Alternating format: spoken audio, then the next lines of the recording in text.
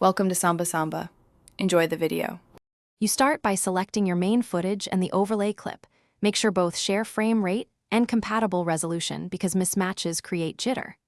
Once imported, drag the overlay onto a track above the primary layer and align start points to the intended moment. Then, set the project aspect ratio, 16:9 is common, and confirm playback settings. This immediate positioning gets you into the creative process fast.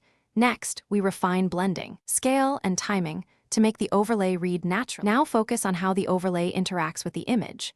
Choose a blending mode such as screen or overlay to integrate highlights or multiply to darken. Try them quickly to see the effect. Once selected, transform scale and position so elements line up. Add keyframes for any motion to keep the overlay tracking the subject. Then, create masks and feather their edges to remove hard seams and refine opacity to taste. This detailed middle work sells the illusion, so take small, deliberate passes. To finish, render a short test clip using your target codec and bitrate. Watch for color shifts and timing drift. If color mismatches occur, apply a quick color grade to the overlay so it matches highlights and shadows. If motion is off, nudge keyframes or use simple motion tracking. Once satisfied, export the full sequence with final settings.